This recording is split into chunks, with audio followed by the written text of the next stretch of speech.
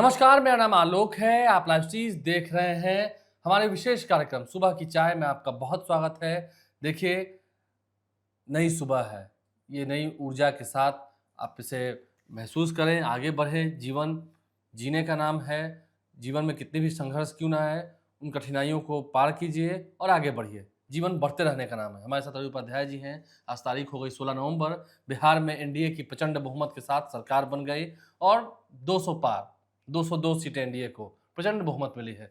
और हर तरफ अब बैठकों का दौर जारी हो चुका है, क्योंकि अब सरकार बनाना है। और जल्द ही मुख्यमंत्री नीतीश कुमार, जब एनडीए विधायक दल की बैठक होगी, उसका भी आयोजन होना है। मेरे हिसाब से संभवतः कल होना है, क्योंकि एलजेपी पार्टी की, लोजपा रामविलास पार्टी की विधायक दल की बैठक हो गई। राजू तिवारी विधायक दल के नेता चुन लिए गए, जो कि प्रदेश अध्यक्ष भी हैं। अब जेडीयू पार्टी की विधायक दल की बैठक होनी है, जो संभवतः कल होनी है, सोमवार को। बीजेपी की भी बैठक का दौर चल रहा है। तो अब ये सब होगा और जल्द ही नीतीश कुमार इस्तीफा देंगे और सरकार को मतलब फिर से बनाने के लिए दावा पेश करेंगे। बिल्कुल। देखिए, सबसे बड़ी बात है कि यह परिणाम निकलने के बाद मुख्यमंत्री आवास एक अन्य मार्ग, जो मुख्यमंत्री नीतीश कुमार का आवास है, जनता दल यूनाइटेड के राष्ट्रीय अध्यक्ष भी हैं, तो उनके आवास पर आपने देखा कि किस तरीके से चहलकदमी बढ़ गई। तमाम बड़े नेता, तमाम दिग्गज नेता जो भी जेडीयू के हैं, तमाम उनके या पास बीजेपी के भी। वो देख, सबसे पहले वहां पर जो आना जाने का सिलसिला हुआ, वह आपको यह समझिए कि जदयू के राष्ट्रीय कार्यकारी अध्यक्ष संजय झा गए, केंद्रीय मंत्री राजीव रंजन सिंह उर्फ ललन सिंह गए, जो केंद्र में मंत्री हैं नरेंद्र मोदी कैबिनेट में। उसके बाद तमाम बड़े चेहरे आपको वहां दिखाई पड़े। ये दिखाई पड़ी। और उसके बाद अब जो तैयारी है कि अब वो एक बार सरकार बनाने के लिए वो इस्तीफा करेंगे, फिर उसके बाद वो सरकार बनाने का क्लेम करेंगे, एनडीए का नेता चुने जाएंगे, उसके बाद मुख्यमंत्री का चेहरा नीतीश कुमार ही होंगे। यह शपथ ग्रहण समारोह होगा और शपथ ग्रहण समारोह को भव्य बनाने की तैयारी है। बिल्कुल। इस बात की पूरी चर्चा है, पूरी तैयारी हो रही है कि प्रधानमंत्री नरेंद्र मोदी पटना आएंगे शपथ ग्रहण समारोह में। कई केंद्रीय मंत्री यहाँ शामिल होंगे। चिराग पासवान ने तो कल कह ही दिया कि नीतीश कुमार ही एनडीए के नेतृत्व करता थे और नीतीश कुमार ही संभवतः मुख्यमंत्री होंगी, ये भी तय है। देखिए, जिस तरीके से विधानसभा के इस बार के चुनाव में जो सुनामी ऐसा आया निकल करके, तमाम जो है सो बड़े बड़े दिग्गज धाराशायी हो गए। आपको नेता प्रतिपक्ष तेजस्वी यादव ही गिरते पड़ते राघोपुर में अपनी इज्जत बचा सके, और यह एक बड़ी बात दिखाई पड़ी। ऐसे में अब भारतीय जनता पार्टी 89 है, जदयू 85 है। टोटल एनडीए का अगर यदि लोक जनशक्ति पार्टी रामविलास सबको अगर जोड़ दिया जाए तो 202 सीट पर इन्होंने जीता है। और ये सबसे बड़ी बात, एक बात और समझने वाली है कि जो 40 बिहार में रिजर्व सीट है, सुरक्षित सीट है, उसमें 35 सीट एनडीए ने जीता है इस बार। 5 सिर्फ जो सीट रिजर्व है वह जो है सो महागठबंधन के खाते में गई है। कई सीटों पर कई टक्कर हुई। अब इस देखिए, जमा खां सिर्फ 7,000 7,500 वोट से जीत कर आए। देख सकते हैं, कई जैसी सीटें हैं। नहीं, आप देखिए राधाचरण शाह महज 27 वोट से जीत कर आए। नहीं, हम रिजर्व सीट की बात कर रहे हैं। अच्छा, जैसे रिजर्व हम कई सीटों की टक्कर की बात कर रहे हैं। 40 में 35 सीट जो है सो एनडीए के पाले में आया, 5 सीट इधर आया, तो ये एक बड़ा फासला आपको दिखाई पड़ता है। अब देखिए, मुस्लिम अल्पसंख्यक चेहरे देखिए, अल्पसंख्यक मुसलमान में जो आपको देख रहे थे, सब लोग बड़ी उम्मीद पाल रखा था। 8 ही मुसलमान जो है सो जीत के आए हैं। तो यह सिर्फ अब अल्पसंख्यकों के बीच में ही यह बात है, जो एआईएमआईएम के सुप्रीमो बैरिस्टर ओवैसी कहते हैं कि सिर्फ मुसलमान को मोहरा बना करके रखा गया। तो यह एक आपको चीज दिखाई पड़ा है। तो ये पूरे बिहार में, नहीं तो मुसलमान का क्या प्रेजेंटेशन होता था, यह किसी से छुपी हुई बात नहीं है। तो यह एक बड़ी बात दिखाई पड़ रही है हमको। और देखिए, सबसे बड़ी बात है कि ये जो प्रशांत किशोर की बात कहा जा रहा था, तीसरा फ्रंट बनेगा, तीसरा फ्रंट बनता हुआ दिखाई पड़ रहा था, लेकिन वह भी असफल रहा, फिसड्डी रहा। तो ये कई सारे चीज इस बार आपको दिखाई पड़े और सामाजिक समीकरण को सारे को एनडीए ने ध्वस्त कर दिया। आप देखिए कि जात पात से ऊपर उठ करके वोट कास्ट हुआ और इसी का नतीजा आपको एनडीए के पक्ष में सुनामी की जो हम बात करते हैं, 202 की बात कर रहे हैं, वह दिखाई पड़ रहा है। तो निश्चित रूप से आपको एनडीए ने जिस मजबूती, और देखिए सबसे बड़ा बात है कि महागठबंधन की जो हम लोग बात करते हैं, उसमें कम्युनिकेशन गैप था, बातचीत नहीं हो रही थी, वह गैप नहीं पाट सका वो लोग, और जनता के बीच में जो मैसेज देना था वह भी नहीं दे पाए। संवादहीनता रही, बात हो गई। हाँ, संवादहीनता रही, कम्युनिकेशन रहा। और देखिए, जिस तरीके से इन लोगों ने मिल बैठ करके कोई बात नहीं किया, और वही एनडीए देखिए आपको पूरी मजबूती के साथ पूरे प्लान्ड वे में सब काम करता हुआ दिखाई पड़ा।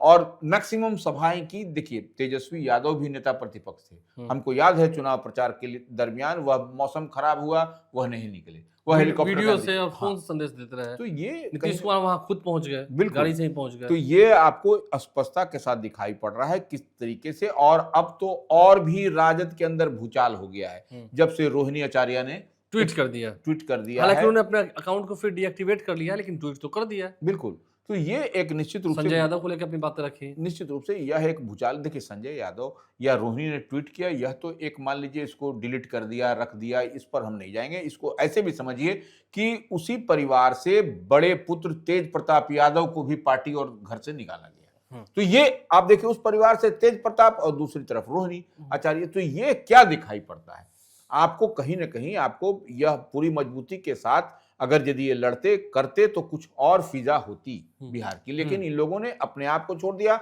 और बिहार की जनता ने इन पर कितना एतबार किया, कितना भरोसा किया, यह चुनाव परिणाम के नतीजे से स्पष्टता के साथ पता चलता है कि ये जातीय समीकरण जो अपने कोर वोटर हैं यादव और मुस्लिम को भी अपने पाले में नहीं कर पाए, ये सबसे बड़ी बात है। और इस बात को इनको सचेत होना पड़ेगा, सजगता के साथ बात करनी होगी, नहीं तो फिर आने वाले समय में आपको यह टफ होगा। और यही नहीं, अब देखिए राज्यसभा के चुनाव होने, उस पर भी इसका इंपैक्ट दिखाई पड़ेगा।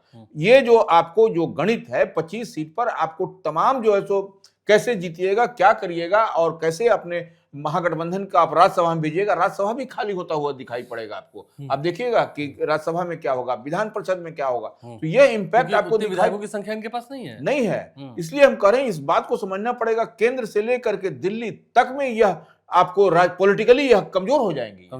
ये सबसे बड़ी बात है और इसका इम्पैक्ट देखने को मिलता है, समझ सकते हैं आप। देखिए कल ही मुख्यमंत्री नीतीश कुमार से हम देख रहे थे, कई लोगों ने मुलाकात की है। जैसे देखिए आपको अजीत कुमार जो जीत कर आए हैं मुजफ्फरपुर की कांटी से, उन्होंने मुलाकात की है।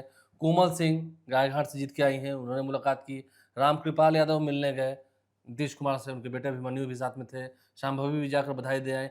भोरे से सुनील कुमार भी जो शिक्षा मंत्री थे वो भी जाकर मिल लिए। बिल्कुल तमाम लोग थे वहां पर, बड़ी संख्या में वहां पर सीएम आवास पर लोगों के आने का सिलसिला जारी था और लोगों ने मुलाकात की। सम्राट चौधरी गए, नितिन नवीन गए, बिहार के मंत्री वो गए, सभी लोग गए वहां पर। देखिए सब लोग, देखिए यह तो जीत के बाद बधाई देने का सिलसिला वह कमोबेश हर दल में बना हुआ है, वह एक अलग विषय है। अब तो वैसे राहुल शर्मा भी गए थे लालू प्रसाद यादव से मिलने और राबड़ी देवी से मिलने उनके आवास पर।